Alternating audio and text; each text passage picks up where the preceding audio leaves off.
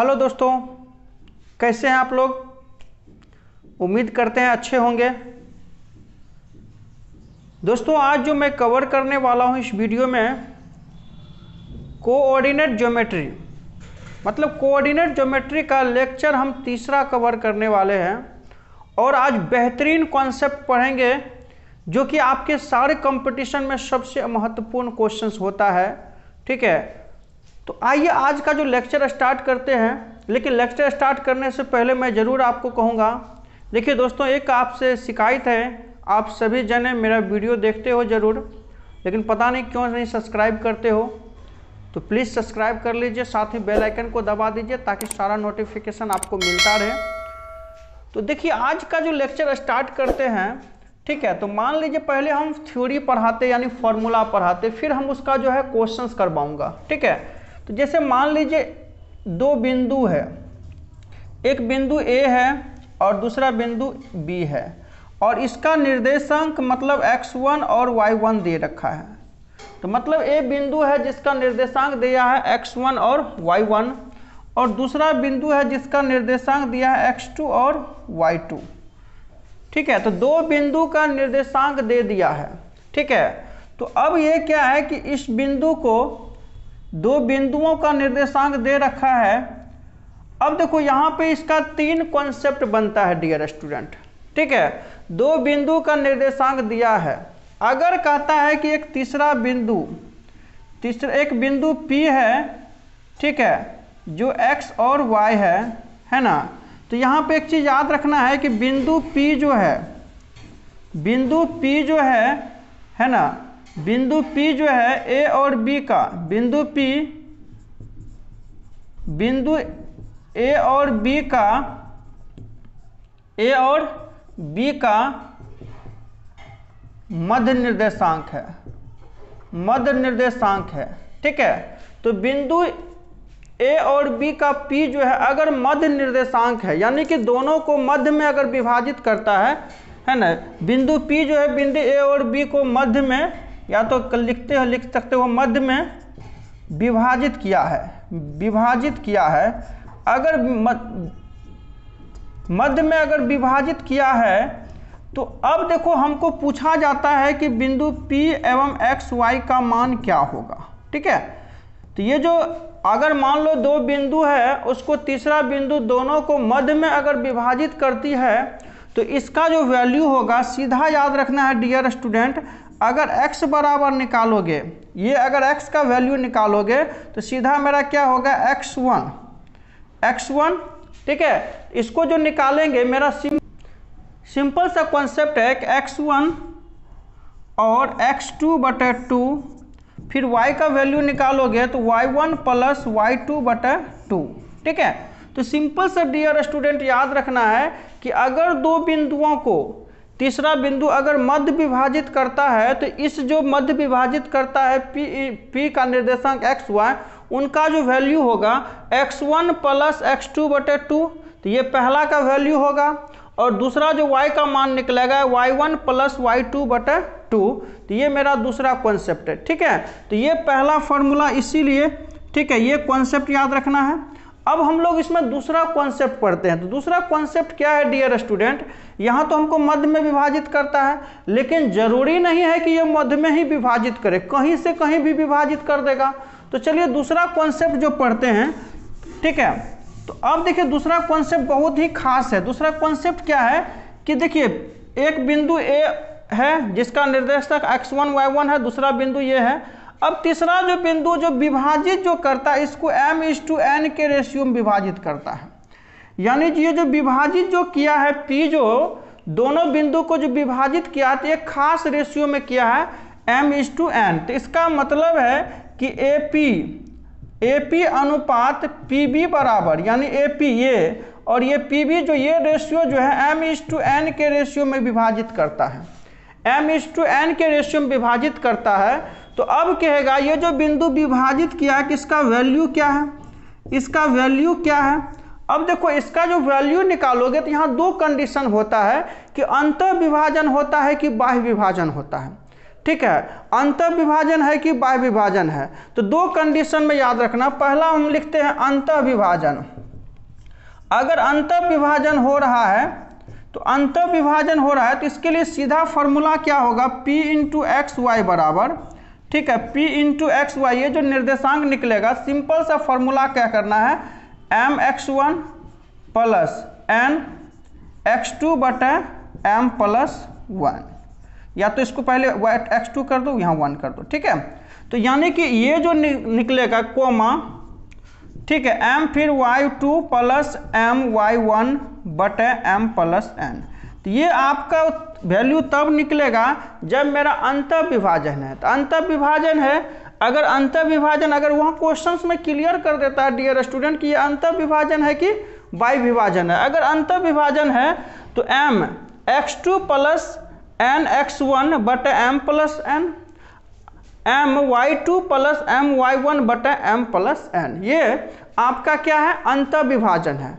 अगर dear student दूसरा concept अगर इसी में कहे कि भैया बाय विभाजन है, अगर कहता है कि बाय विभाजन है तो नॉर्मली क्या करना है, इसका जो निर्देशांक निकलेगा सिर्फ यहाँ पे क्या कर देना है, यहाँ पे माइनस करना है और यहाँ पे माइनस करना, और यहाँ पर भी सब जगह क्या होगा, माइनस हो जाएगा, सब जगह क्या हो जाएगा, माइनस हो जाएगा। तो डियर स्टूडेंट अगर अंतर विभाजन है तो सब जगह प्लस कर देना है, अगर बाय विभाजन है तो सब जगह क्या कर देना है, माइनस कर देना है। तो ये तीन कॉन्सेप्ट पे, ये तीन कॉन्सेप्ट को लेकर के आज हम क्वेश्चंस को डील करने वाले हैं और बहुत ही इंपॉर्टेंट है। तो अब इस पे हम सारा का सारा प्रॉब्लम सॉर्ट आउट करेंगे, तीनों प्रकार में क्वेश्चंस कैसा आता है, अगर मध्य विभाजन है तो क्या होगा, अगर अंतर विभाजन है तो क्या होगा, अगर वाय विभाजन है तो उसका प्रॉब्लम कैसे आता। लेकिन डियर स्टूडेंट कभी कभी क्या करता है कि दोनों बिंदु का वैल्यू दे देता है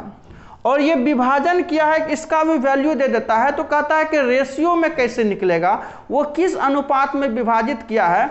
जब आपको रेशियो पूछे, अगर m/n का मान पूछे तो ऐसे परिस्थिति में यहाँ पे k/1 मान करके बनाएंगे, ठीक है। अगर आपको रेशियो पूछे, ठीक है, किस अनुपात में विभाजित किया है, तो वहाँ पे जो है वैल्यू जो मानोगे रेशियो वो k/1 मान करके बनाना बहुत ही आसान हो जाएगा, ठीक है। अगर m/n बनाओगे तो बहुत ही मुश्किल में पड़ जाओगे। तो k/1 के ले करने से मेरा कोई भी ये k के जगह वह m/n/p कुछ भी ले लेंगे, लेकिन 1 लेना है, ठीक है। तो ये विभाजित जब भी पूछेगा किस अनुपात में किया है तो यही कॉन्सेप्ट बनाएंगे। तो चलिए अगला प्रॉब्लम देखते हैं किस किस प्रकार से एग्जामिनेशन में पूछता है। मैं सारे प्रॉब्लम को एक एक करके डील करूंगा, लेकिन डियर स्टूडेंट अगर वीडियो अच्छा लग रहा है तो ज़रूर शेयर कर देना दोस्तों के लिए, अपने लिए लाइक कर लेना है, अगर सब्सक्राइब नहीं किए हैं तो प्लीज़ अपना प्यार मुझे दे सब्सक्राइब करके। चलिए प्रॉब्लम को डील कर। देखिए पहला क्वेश्चन है कि बिंदु ए है, ठीक है, जिसका वैल्यू है 4, 6 और बिंदु बी है जिसका वैल्यू है -3 और 7, ठीक है। दोनों को मिलाने वाली है ना, दोनों को मिलाने वाली रेखाखंड के मध्य बिंदु का विभाजन, यहाँ मान लो कि मध्य बिंदु है, ये जो है मध्य बिंदु है, ये मेरा मध्य बिंदु है यानी मिड पॉइंट है। तो यानी कि मान लो P है और ये XY है, तो इसका वैल्यू क्या होगा यही मुझे ज्ञात करना है। तो डियर स्टूडेंट अभी सिंपल मैंने फार्मूला पढ़ाया था कि PXY बराबर क्या होगा, x1 प्लस x2। तो x1 तो ये मेरा x1 हो गया, ये मेरा x2 हो गया, ये मेरा y1 हो गया, ये मेरा y2, सॉरी ये x1 ये y1 हो गया और ये x2 और ये y2 हो गया। तो डियर स्टूडेंट x को x के साथ जोड़ना है, y के साथ जोड़ना है। तो क्या करोगे, x1 प्लस x2, तो 4 प्लस -3 बटे 2 कॉमा, फिर क्या करोगे y1 प्लस y2, तो 6 प्लस 7 बटे 2, तो कितना आंसर हो जाएगा। तो देखो 4 प्लस माइनस माइनस हो जाएगा, 4 में 3 गया 1/2 और 7 6 13 बटे 2। तो यानी कि अगर मध्य बिंदु का विभाजन है तो वह इसी बिंदु पर दोनों को क्या करेगा, विभाजित करेगा। तो यानी मध्य बिंदु का जो निर्देशांक होगा वो 1/2 13/2 होगा। तो ये पहला क्वेश्चन है। चलिए हम दूसरा क्वेश्चन लेते हैं और मजा आएगा, अंत तक बने रहें। जब भी वीडियो देखें डियर स्टूडेंट अंत तक बने रहें, मैं सारा का सारा कॉन्सेप्ट आपको सिखाऊंगा। चलिए डियर स्टूडेंट अगला क्वेश्चन देखते, बहुत ही महत्वपूर्ण है। कहता है उस बिंदु का निर्देशांक ज्ञात करें जो बिंदु 5 - 2 और 9 6 को मिलाने वाली रेखाखंड को अंतः या बाह्य रूप से 3:1 के रूप में विभाजित करता है। तो हमको दोनों निकालना है, एक तो अंतः विभाजन भी निकालना और बाह्य विभाजन भी निकालना। तो देखिए डियर स्टूडेंट, ये जो दो बिंदु है तो इसको हम क्या मानते हैं, x1 y1 मानते हैं, और इसको जो हम x2 y2 मान लेते हैं, यहीं पर मान लेते हैं, ठीक है। इसको हम x2 और y2 मान लेते हैं, और इसको जो हमको 3:1 किया है तो इसको m/n के रूप में मान लेते हैं। 3 को m मान लेते हैं और 1 को n के रूप में मानता है। तो हमको बाह्य विभाजन और अंतः विभाजन दोनों करना है, ठीक है। तो देखिए मैंने सारा कॉन्सेप्ट क्लियर कर दिया है। तो सबसे पहला मेरा क्या है, अंतः विभाजन। तो डियर स्टूडेंट जब अंतः विभाजन करेगा सारा कॉन्सेप्ट वही है, सारा कॉन्सेप्ट वही है, प्लस अंतः विभाजन में प्लस करेंगे, बाह्य विभाजन में माइनस करेंगे। तो मेरा क्या है कि ये जो मान लेते हैं एक बिंदु मान लो एक्स वाई जो है अंतः विभाजन करता है, तो इसका जो वैल्यू निकलेगा तो क्या लोगे, m x2 लेना है, m के साथ क्या लेना है x2। तो m का वैल्यू कितना है, 3 है, ठीक है, और इंटू x2 करना है। तो x2 का वैल्यू है भैया 9 प्लस, फिर क्या करना है, n का मान लेना, तो n का मान 1 है, और गुना x1 लेना है। तो x1 का मान कितना है 5 बटे क्या करना है m + n कर देना है, m + n यानी 3 + 1 हो जाएगा। ये तो x का मान हुआ। फिर क्या करेंगे, m लेंगे तो m का मान 3 होगा, और y2 का मान मेरा कितना है 6 है, प्लस फिर क्या लेंगे, n का मान 1 है, और गुना क्या लेंगे, y1 का मान कितना है -2 है, ठीक है, और बटे m + 1 करोगे 3 + 1 हो जाएगा। तो ये मेरा अंतः विभाजन है, ठीक है। तो अब इसको देखिए कितना हो जाएगा, 9 × 27 + 5 यानी 32 बटे कितना हो जाएगा 4। अब दूसरा देखो ये कितना हो जाएगा, 36 के 18, देखो माइनस प्लस माइनस हो जाएगा, 18 में से 2 गया तो 20 हो जाएगा, 20/4। तो ये डियर स्टूडेंट 8 चौके 32 हो जाएगा, ये 5 चौके 20, तो यानी 8 और 5 यानी कि जब अंतः विभाजन होगा तो 8 और 5 के निर्देशांक में उसको क्या करेगा, विभाजित करेगा। लेकिन अगर यहीं पे अगर आपको क्वेश्चंस पूछता है कि बाह्य विभाजन, क्योंकि अंतः या बाह्य विभाजन के रूप में अगर विभाजित करता है, डियर स्टूडेंट कुछ नहीं करता है, ये तो अंतः विभाजन के लिए आपका आंसर हो गया। अगर यहीं पे बाह्य करता है तो सीधा सा मेरा क्या है कि नॉर्मली अगर मेरा यहीं पर बाह्य विभाजन निकालना है तो कुछ नहीं करना है, सारा जगह हमको क्या करना है, माइनस लगा देना है, सारा जगह क्या करना है, माइनस लगा देना, और कुछ नहीं करना। अब देखो माइनस से इसको सॉर्ट आउट कर लेते हैं, तो माइनस से सॉर्ट आउट करेंगे तो ये कितना हो जाएगा, 9 × 27 -5 बटे कितना 2 हो जाएगा, ये 36 के 18, अब माइनस माइनस प्लस हो जाएगा 2/2 हो गया। तो 27 में से 5 गया 22/2, और ये कितना 20/2, तो यानी हो गया 11, और ये 11 बार में कट जाएगा, ये 10 बार में, तो 11 और 10 हो जाएगा। अगर आपका बाह्य विभाजन है तो उस बिंदु का निर्देशांक होगा 11 10, अगर अंतः विभाजन है तो उसका जो मैंने आंसर बताया वो हो जाएगा। तो ये 2 क्वेश्चंस है। अगर आपको 2 बिंदु दिया है और उसको तीसरा बिंदु अगर किसी खास रेशियो में डिवाइड करता है तो पूछेगा कि ये अंतः विभाजन है कि बाह्य विभाजन। तो अगर बाह्य अंतः है तो प्लस कर देना डियर स्टूडेंट, अगर बाह्य है तो माइनस कर देना है, और ये क्वेश्चन आपका सेपरेट हो जाएगा एग्जामिनेशन के लिए। चलिए एक और क्वेश्चन देखते हैं रेशियो निकालने वाला, जबकि सबसे ज़बरदस्त क्वेश्चन वही होता है। चलिए उसके बारे में हम सीखते हैं। चलिए डियर स्टूडेंट अगला क्वेश्चन देखिए, मज़ा आ जाएगा। कहता है कि बिंदु A -2 1 और बिंदु B 7 4 का निर्देशांक को जोड़ने वाली रेखा को P जो है 1 और 2 के किस अनुपात में विभाजित करेगा। किस अनुपात में, हमको रेशियो मांग रहा है। तो सबसे पहले मैंने बताया था कभी भी अगर कहेगा किस अनुपात में विभाजित करता है तो उस समय हम m/n के जगह हम k/1 लेकर के बनाएंगे तो आसान हो जाएगा क्वेश्चन। देखिए हमने लिखा है कि माना कि बिंदु P जो है, ये बिंदु जो है AB को k/1 के रूप में विभाजित करता है। तो भैया ये k हो गया, ये 1 हो गया। तो अब ऐसे स्थिति में आप किसी एक को लेकर के बनाओ। तो अब देखो ये x1 मान लेते हैं, इसको x1 मान लेते हैं, इसको y1 मान लेते हैं, इसको x2 मान लेते हैं, इसको y2 मान लेते हैं, इसको हम xy मान लेते हैं, xy मान लेते हैं। तो किसी एक को या तो x का वैल्यू लेकर के बना लो या तो y का वैल्यू लेकर के बना लो, किसी एक, नहीं समझे, p का जो निर्देशांक है 1 2, किसी एक को लेकर के बना लो, आपका आंसर इजी, या तो 1 के लेकर के बना लो या तो 2 का लेकर बना लो।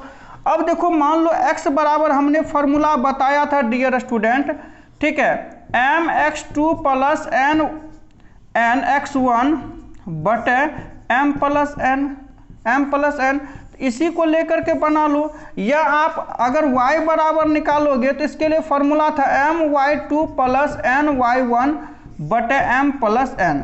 तो दोनों में से किसी एक को फॉलो करो, ऐसा नहीं कि दोनों फॉलो करके बर्बाद हो जाए, एक को फॉलो करो आंसर आ जाएगा। अरे हमको आंसर निकालना, हमको मुलाकात करना है, उसके बाद क्या है नहीं है वो तो वो जाने ना।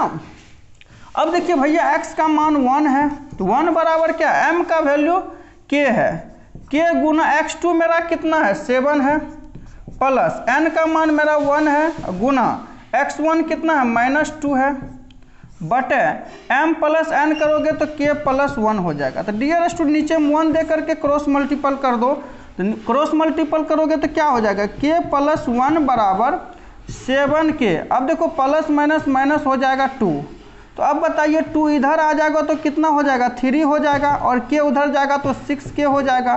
तो इसीलिए मेरा k बराबर कितना हो जाएगा 3/6 यानी 1/2। तो इसीलिए मेरा जो है अनुपात जो है क्या हो जाएगा, अब k बराबर 1/2 आया, k बराबर 1/2 आया, तो इसीलिए मेरा आंसर क्या होगा 1:2 हो जाएगा। क्या आंसर हो जाएगा 1:2 होगा। तो अब ये देखिए ये पॉजिटिव है, ये मेरा पॉजिटिव नंबर है, तो इसीलिए हम कह सकते हैं भैया अंतः विभाजन होगा। क्या होगा, अंतः विभाजन होगा। अगर रेशियो अगर आपको पॉजिटिव में निकले तो वो अंतः विभाजन होगा, अगर रेशियो नेगेटिव में निकले तो वो आपका बाह्य विभाजन होगा। तो डियर स्टूडेंट ये था आज का क्लास, तो उम्मीद करते हैं क्लास अच्छा लगा होगा। तो अगर अच्छा लगे तो वाकई दोस्तों के लिए शेयर कीजिए, अपने लिए सब्सक्राइब और लाइक कीजिए, और बहुत जल्दी मिलते हैं हम इसका चौथा लेक्चर लेकर के कोऑर्डिनेट ज्योमेट्री का, और उसमें हम ट्रायंगल और स्क्वायर का ज़बरदस्त कॉन्सेप्ट पढ़ाएंगे। तो बने रहिए हमारे यूट्यूब रिजल्ट मेकर पे, और मिलते हैं बहुत जल्द नेक्स्ट वीडियो में। तब तक के लिए जय हिंद, जय Bharat. Thank you so much dear student for watching this.